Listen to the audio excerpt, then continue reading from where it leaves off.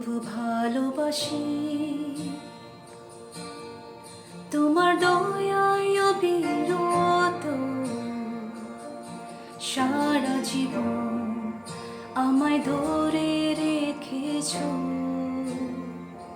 যখন আমি জেগে উঠি ও শয়নেতে যাই, আমি গাবো তোমার দয়ার গুণগান। সারা জীবনে তুমি বিশ্বস্ত, সারা জীবনে তুমি সদা মঙ্গলময়। প্রতিটি নিঃশ্বাস দিয়ে আমি গেয়ে যাব তোমার দয়ার গুণগান। তোমার প্রেম আমায় অগ্নি দিয়ে নিয়েছো, কালো রাতে ছিলে সব সময় সাথে। তুমি হয়েছো পিতা প্রিয় বন্ধু, বেঁচে আছি তোমার মহা করুণা। সারা জীবনে তুমি বিশ্বস্ত, সারা জীবনে তুমি সদা মঙ্গলময়। প্রতিটি নিঃশ্বাস দিয়ে আমি গেয়ে যাব তোমার দয়ার গুণগান।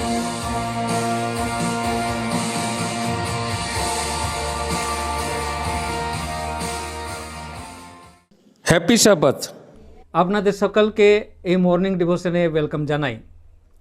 তো আজকের যে মেসেজের বিষয়টা হচ্ছে তাকে আমি নিয়েছি যাকুবের বহি তার 5 অধ্যায় 16 আর 17 পদ থেকে, যেখানে লেখা আছে, ধার্মিকের বিনতি কার সাধনে মহাশক্তিযুক্ত। এলিও আমাদের ন্যায় দুঃখ সুখ ভোগী মানুষ ছিলেন, আর তিনি দৃঢ়তার সহিত প্রার্থনা করিলেন যেন বৃষ্টি না হয়। এবং 3 বছর 6 মাস ভূমিতে বৃষ্টি হইল না। পরে তিনি আবার প্রার্থনা করিলেন, আর আকাশ জল প্রদান করিল এবং ভূমি নিজ ফল উৎপন্ন করিল। বন্ধুরা, এই বাক্যের অনুযায়ী ধার্মিকদের প্রার্থনা কার্য সাধক। কতক্ষণ লাগলো তার প্রার্থনা উত্তর পেতে? ক্ষণিকের মধ্যে প্রার্থনা শেষ হওয়ার সঙ্গে সঙ্গে বৃষ্টিটা নেমে পড়ল। লেকিন আজকে আমরা যত খ্রিস্ট বিশ্বাসীরা আছি, লম্বা লম্বা প্রার্থনা করি, মাস ধরে মাস প্রার্থনা করি, লেকিন সেটা পূরণ হয় না। তো কেন সেটা হয় না? কোথায় খামতি আছে? ওই খামতিটাকে চলুন আজকে খুঁজে বের করি। তো বন্ধুরা, সর্বপ্রথম এটা আমাদের জানা দরকার কি যার নামে যে জিনিসটা লিখিত হয়েছে সেই পাবে, অন্য কেউ পাবে না। যদি আপনার নামে জমিন রেজিস্ট্রি করা হয়, হলে আমি পাবো না। সেই রকম ঈশ্বরের ব্লেসিং যাকে দেওয়া হয়েছে তারাই পাবে। অন্যরা যত মাথা পিটুক না কেন, কোনো প্রতিফল তারা পাবে না। তো সর্বপ্রথম আমাদেরকে জানতে হবে কি ঈশ্বরের ব্লেসিং কাদের নামে লিখিত আছে। তার জন্য আমাদেরকে আদি পুস্তকে যেতে হবে। আর अगर আমরা 17 অধ্যায় তার 1 থেকে 7 পদ পর্যন্ত পড়ি, হলে এখানে আমরা জানতে পারি কি যে আশীর্বাদ আছে সেটা আব্রাহাম আর তার বংশধের নামে আছে। এর বাইরে লোক ঈশ্বরের আশীর্বাদ কোনো মতে পাবে না। যেরূপ यहाँ লেখা আছে, আব্রাহামের 99 বছরের বয়সে সদাপ্রভু তাহাকে দর্শন দিলেন ও কহিলেন, আমি সর্বশক্তিমান ঈশ্বর, তুমি আমার সাক্ষাতে গমনাগমন করিয়া সিদ্ধ হও, আর আমি তোমার সহিত আপন নিয়ম স্থির করিব ও তোমার অতিশয় বংশবৃদ্ধি করিব। তখন আব্রাহাম বুড় হইয়া পড়িলেন এবং ঈশ্বর তাহার সহিত আলাপ করিয়া কহিলেন, দেখো আমি তোমার সহিত আপন নিয়ম স্থির করিয়াছি, তুমি বহু জাতির আদি পিতা হইবে। তোমার নাম আব্রাহাম আর থাকিবে না, কিন্তু তোমার নাম আব্রাহাম হইবে, কেননা আমি তোমাকে বহু জাতির আদি পিতা করিলাম। আমি তোমাকে অতিশয় ফলবান করিব, তোমা হইতে বহু জাতি জন্মাইবে, আর রাজারা তোমা হইতে উৎপন্ন হইবে। আমি তোমার সহিত অপ্রুষকর্মে তোমার ভাবী বংশের সহিত যে নিয়ম স্থাপন করিব তাহা চিরকাল নিয়ম হইবে, ফলত আমি তোমার ঈশ্বর আর তোমার ভাবী বংশের ঈশ্বর হইব। তো বন্ধুরা, ঈশ্বরের আশীর্বাদ এই বাক্যের অনুযায়ী শুধু আব্রাহাম আর তার বংশেরা পাবে, তার বাহিরে কেউ পাবে না।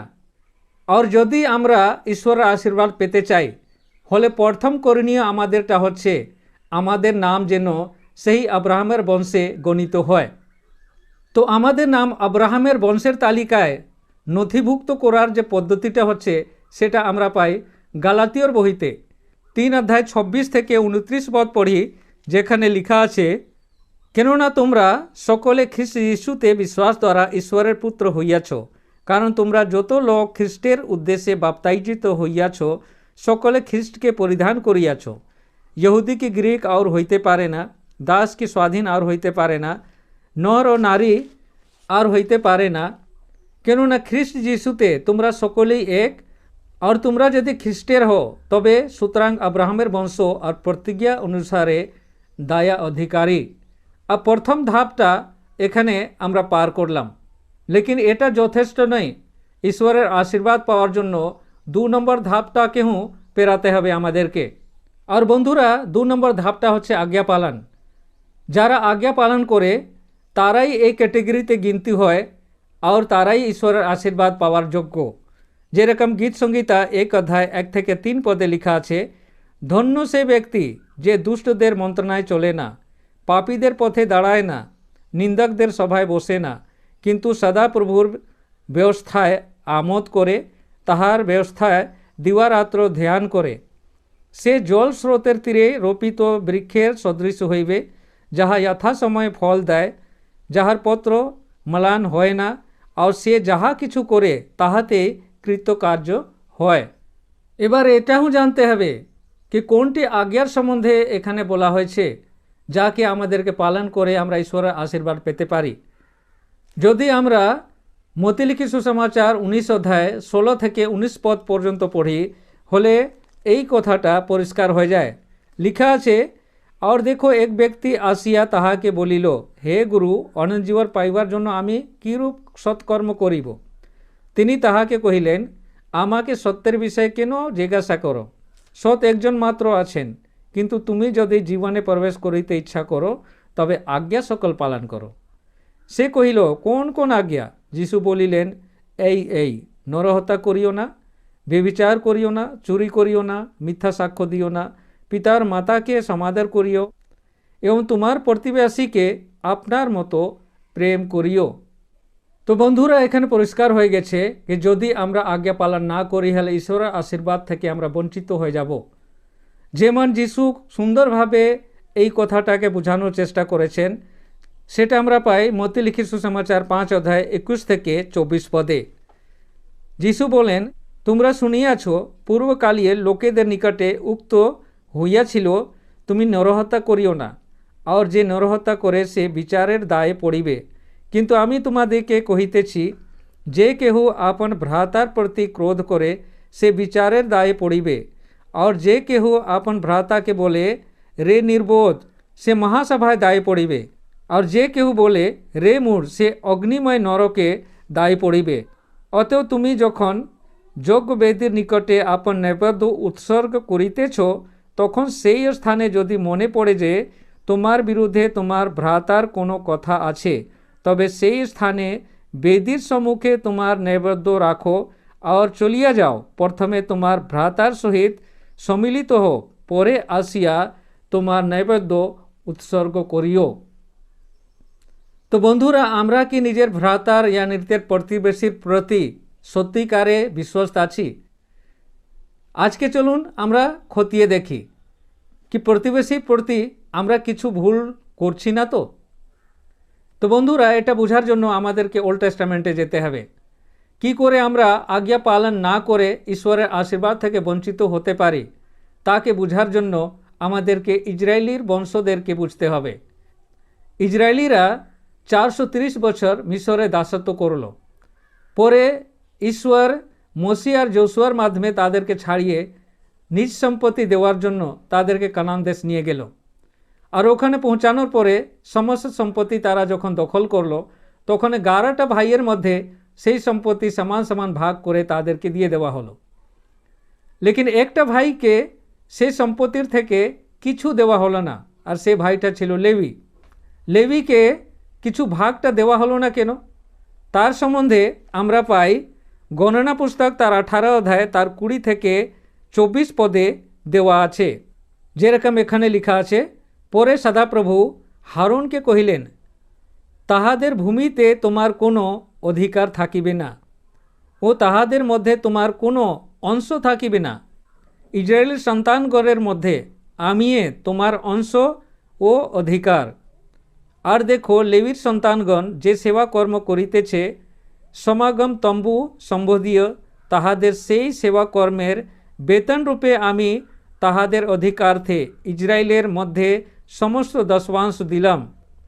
আর ইসরায়েলের সন্তানগণ পাপ বহন করতে যেন না মরে, এই জন্য তাহারা আর সমাগম তম্বুর নিকটে আসিবে না, কিন্তু লেবীরাই সমাগম তম্বু সম্বন্ধীয় সেবা কর্ম করিবে এবং তাহারা আপন আপন অপরাধ বহন করিবে। ইহা তোমাদের পুরুষানুক্রমিক চিরস্থায়ী বিধি। ইসরায়েলের সন্তানগণ মধ্যে তাহারা কোনো অধিকার পাইবে না। তো বন্ধুরা, আমরা এখানে দেখলাম কি লেবী সে ইসরায়েলের বংশ, আর 11টা ভাইয়ের সে একজন ভাই। লেকিন 11টা ভাইয়ের ভাগে এর কোনো ভাগটা দেওয়া হয়নি। ঈশ্বর তাদেরকে কি বলল? আমার ভাগ থেকে তোমাদেরকে দেব। তো লেবীরা যে পারিশ্রমিক রূপে পাবে সেটা হচ্ছে ঈশ্বরের ভাগ থেকে। তো ঈশ্বরের ভাগটা কোনটা সেটা চলুন আমরা বুঝে নিই। তো বন্ধুরা, ঈশ্বরের ভাগ কোনটা সেটা আমরা পাই লেবীয়র পুস্তক তার 27 অধ্যায় 30 পদে লেখা আছে, আর ভূমির শস্য কিংবা বৃক্ষের ফল হোক, ভূমির উৎপন্ন সমস্ত দ্রব্যের দশমাংশ সদাপ্রভুর, তাহা সদাপ্রভুর উদ্দেশ্যে পবিত্র। তো বন্ধুরা, এখানে আমরা দেখলাম কি সদাপ্রভুর ভাগটা হচ্ছে দশমাংশ, আর ঈশ্বর বলছে এই আমার ভাগটা আমি পারিশ্রমিক রূপে লেবী বংশকে দিলাম। সেই রূপে বন্ধুরা, যত খ্রিস্ট বিশ্বাসী হচ্ছে তারা আত্মিক ইসরায়েল। তার মধ্যে কেউ ডাক্তার আছে, ইঞ্জিনিয়ার আছে, বিজনেসম্যান আছে, চাকরিজীবী আছে, যারা চাষবাস করে, যদি তারা খ্রিস্ট বিশ্বাসী হলে তারা হচ্ছে ইসরায়েলের বংশধর। আর তাদের মধ্যে আর একটা ভাই আছে যে ঈশ্বরের সেবা কাজ করে, তাদেরকে প্রচারক বলা হয়। আর যারা প্রচার কাজ করে সেটা ফুল টাইম প্রচার কাজ করছে, তার তো পারিশ্রমিক দরকার। আর সে পারিশ্রমিক কে দেবে? তো ঈশ্বর বলেছে সে পারিশ্রমিক আমি আমার ভাগ থেকে দেব। যদি আমরা প্রথম কুরিন্থীয়র বই 9 অধ্যায় 9 আর 10 আর 13 আর 14 পদ পড়ি, যেখানে এইরকম বোঝানো হয়েছে, কারণ মোশির ব্যবস্থায় লেখা আছে, সরষ মর্দনকারী বলদের মুখে জ্বালাতি বাঁধিও না। ঈশ্বর কি বলদের বিষয়ে চিন্তা করেন? কি ওয়া সর্বথা আমাদের নিমিত্ত ইহা কহেন? বস্তুত আমাদেরই নিমিত্ত ইহা লিখিত হইয়াছে। কারণ যে চাষ করে সে প্রত্যাশায় চাষ করা তাহার উচিত, এবং যে শস্য মাড়ে ভাগ পাইবার প্রত্যাশায় শস্য মাড়া তাহা উচিত। 13-14 লেখা আছে, তোমরা কি জানো না যে পবিত্র বিষয়ের কার্য যাহারা করে তাহারা পবিত্র স্থানের বস্তু খায়, এবং যজ্ঞবেদীর সেবা যাহারা করে তাহারা যজ্ঞবেদীর সহিত অংশী হয়। সেই রূপে প্রভু সুসমাচার প্রচারকদের জন্য এই বিধান করিয়াছেন যে তাহাদের জীবিকা সুসমাচার প্রচার হইতে হইবে। তো বন্ধুরা, যদি আপনারা বাইবেল পড়েন, প্রার্থনা করেন, কারো ক্ষতি করেন না, কারো প্রতি ঝগড়া দ্বেষ কিছু নেই, আপনারা সুন্দরভাবে জীবনযাপন করছেন, তারপরেও আপনার প্রার্থনার উত্তর পাচ্ছেন না, সেটা কারণটা হচ্ছে আপনাদের এই ছোট্ট খামতি। এটা ছোট নেই, অনেক বড়। সে খামতিটা কি হচ্ছে? আপনারা ঈশ্বরের ভাগটা চুরি করছেন, আর সঙ্গে সঙ্গে নিজের ভাইয়ের অংশটা দখল করে রেখেছেন। আর সেই জন্য মালাকি 3 অধ্যায় 9 পদে ঈশ্বর কহেন, তোমরা অভিশাপে শাপগ্রস্ত। হ্যাঁ, তোমরা এই সমস্ত জাতি আমাকেই ঠকাইয়াছ। আর ঈশ্বর আপনাদের সকলের উপরে অভিযোগ করছেন, যেটা আমরা 7 থেকে আগে 9 পদ পড়ি হলে আরও পরিষ্কার হয়।